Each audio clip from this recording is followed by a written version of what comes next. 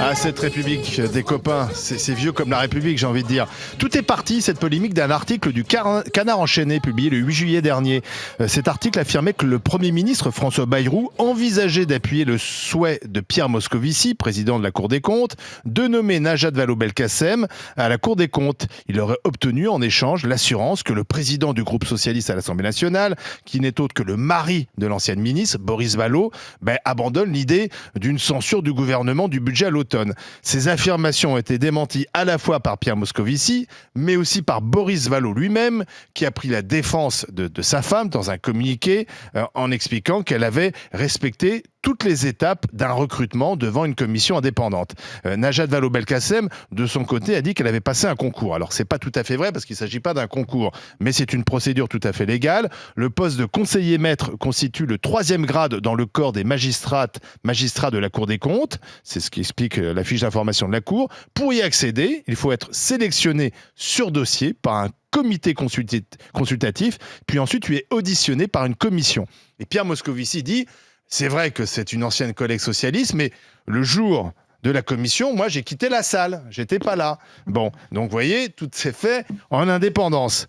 L'ex-ministre se défend de toute nomination politique. Alors, le problème, et peut-être au-delà du cas Najat Vallaud-Belkacem, c'est que vrai qu'au départ, elle n'a pas de compétences en la matière et qu'on a pris l'habitude de nommer, aussi bien d'ailleurs au Conseil constitutionnel qu'à la Cour des comptes, des politiques. Donc, on est dans des nominations politiques et forcément, après, on peut toujours interpréter pourquoi telle ou telle politique est nommée à des postes où il faudrait plutôt des experts, des spécialistes des comptes notamment, puisque le principe de la Cour des comptes, c'est d'examiner les comptes publics de l'État. Alors, est-ce que, selon vous, c'est une nomination politique et qu'il faut critiquer? Joël Dagosseri. On attend encore des experts qui vont aller dans les hautes sphères de l'État. Moi, je te dis, je suis dans une désillusion totale. Bien sûr, je trouve que c'est scandaleux, mais c'est à l'image de tout ce qui se fait dans la classe politique, en tout cas, ou dans les hauts fonctionnaires de ce pays. C'est qu'on ne cherche pas des gens qui sont compétents. Effectivement, c'est la République. Oui, c'est la République des copains. La République du recasage. Mais c'est, tu sais, c'est notre pays. Par exemple, sur le marché de l'emploi, il y a environ 43-45% des offres d'emploi qui sont off-market, donc c'est-à-dire qui ne sont jamais publiées sur le marché de l'emploi, et c'est-à-dire auxquelles les citoyens lambda ne peuvent pas postuler. Ce pays est un pays de corporatisme élitiste, élitaire, de rente, vraiment. Et c'est de plus en plus grave, ça s'aggrave au fur et à mesure des années, ça ne s'arrange pas. Ce qui compte, c'est quoi? C'est d'avoir le bon carnet d'adresses. C'est d'avoir le bon carnet d'adresses, effectivement. C'est d'avoir le bon réseau. Et si tu as le bon carnet d'adresses, le bon réseau, tu as accès à toute une panoplie de privilèges, de postes que le commun des mortels n'a pas accès. Donc moi, bien sûr, je suis scandalisée, mais je me dis, ça obéit à la logique de notre pays. Et donc Najat Vallaud-Belkacem profite de son réseau, non de ses compétences, mais de son réseau. Elle a été ministre quand même, on ne peut pas dire qu'elle sort de nulle part, d'accord. Mais néanmoins, qu'on ne me fasse pas croire que elle a suivi un parcours, elle a suivi le parcours de tout un chacun, avec des entretiens devant des commissions, etc. Et puis on a jugé que c'était elle. Non, il faut arrêter ces bobards. Charles. D'abord,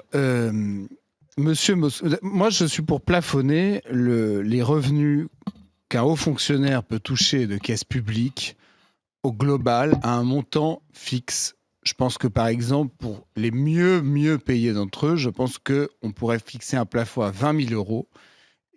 C'est un plafond élevé. 5 000, c'est bien. Non, mais c'est un plafond élevé, mais parce qu'aujourd'hui, il y en a plein qui sont au-delà. Ouais, ça, c'est sûr. Il y en a plein qui sont volontiers à 25, à 30 et davantage. Monsieur Moscovici est quelqu'un de respectable, compétent, ça fait pas de doute. Il est au-delà. Moi, je suis pour qu'on plafonne à 20 000, d'abord. Ensuite, pourquoi est-ce que je dis ça? C'est qu'il passe son temps à nous dire que l'État doit faire des économies. En tant que président de la Cour des comptes, il tire régulièrement la sonnette d'alarme. C'est pour ça que moi, je serais pour commencer par lui-même et ensuite aller vers ses protégés. Puisque je suis désolé, Madame Vallaud-Belkacem, en réalité, est évidemment intégrée à la Cour des comptes sur la volonté du président de la Cour des comptes. Ça fait de doute pour pas grand monde. Et je pense que, honnêtement, là, je ne sentais pas l'urgence pour le pays, dans la situation actuelle, à se doter des lumières de Madame Vallaud-Belkacem pour 10 000 euros par mois. Je ne voyais pas l'urgence là pour la France là tout de suite. Je pense qu'on a à Bercy, à la Cour des comptes, suffisamment de gens pour faire les comptes de notre pays et qu'on n'a pas besoin d'une militante socialiste, puisqu'en réalité, ça reste, Mme Vallaud-Belkacem, une militante socialiste. Donc voilà, je trouve que c'est effectivement un peu déshonorant. C'est pas la première, mais quand Mme Buzyn est devenue conseillère à la Cour des comptes, par exemple, je l'ai critiquée parce qu'elle est médecin. Pourquoi est-ce qu'on avait tout à coup besoin de Mme Buzyn à la Cour des comptes ? Parce qu'en fait, on autorise aujourd'hui, et c'est légal, des gens à intégrer les grands corps de l'État sans passer des concours. Parce qu'habituellement, c'est des fonctionnaires, ils passent des concours, et donc un haut fonctionnaire peut, effectivement, c'est ce que disait hier, d'ailleurs, Jean-Philippe Tanguy, qui lui-même est haut fonctionnaire. Et qu'on a ouvert la porte en se disant, c'est bien, c'est des personnalités différentes. Le problème, c'est qu'effectivement, est-ce que ces personnalités sont compétentes un peu de en la matière ? cohérence. Est-ce qu'il y avait un besoin ? Vous savez, dans une entreprise, quand vous créez un poste à 10 000 euros par mois, c'est que vous avez vraiment besoin de la personne.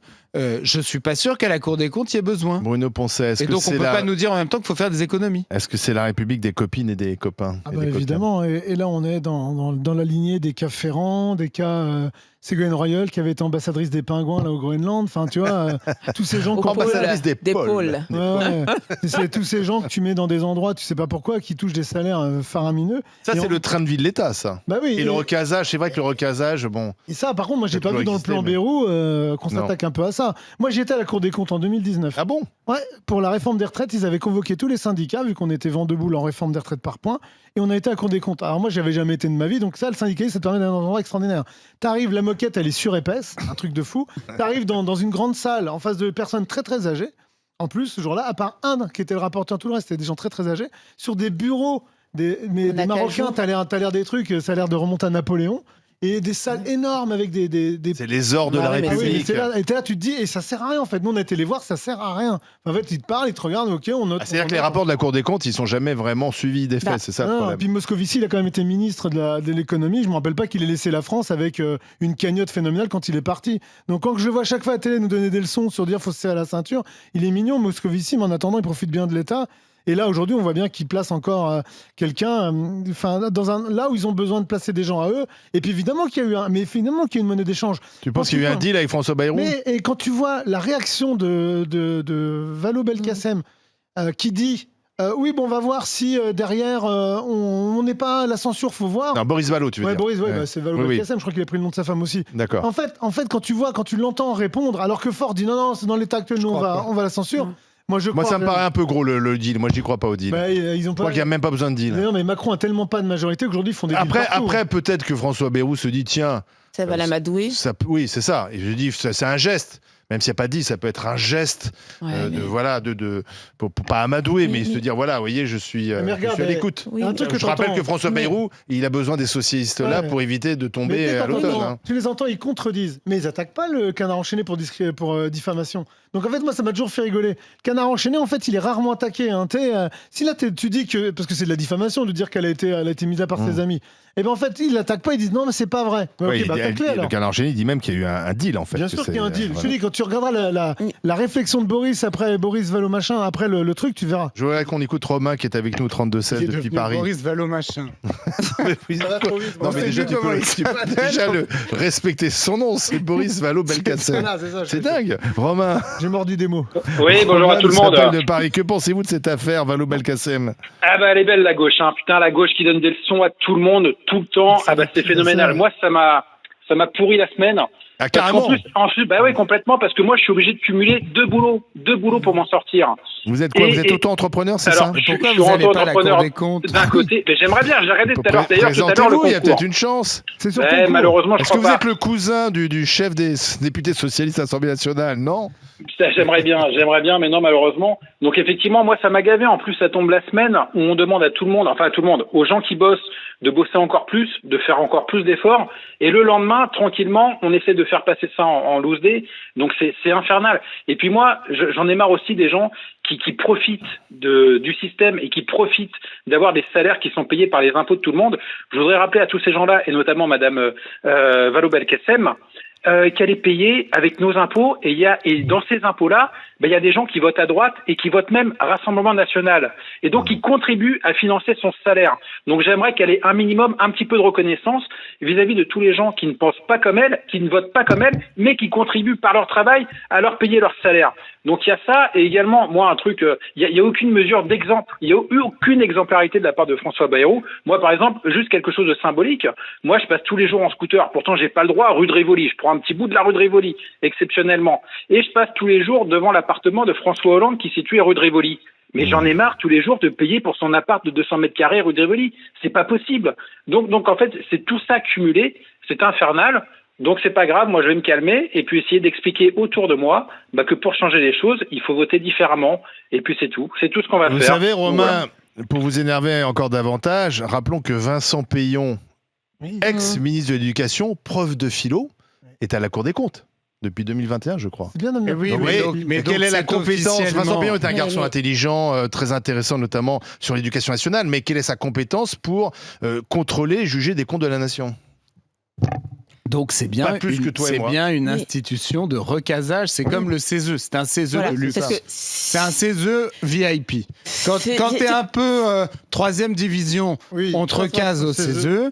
Quand t'es un peu plus haut de gamme, on te recase à la Cour des comptes. Quand t'es au C'est- taquet. c'est- Dans ce c'est cas-là, Conseil je suis constitutionnel. désolé, on ne peut pas avoir le président de la Cour des comptes qui vient nous demander de faire des économies. Il n'y a Non, pas mais- de cohérence. En plus, je suis désolée, mais ça reste un organe consultatif dans la mesure où le gouvernement n'est pas tenu de respecter les préconisations de la Cour des comptes.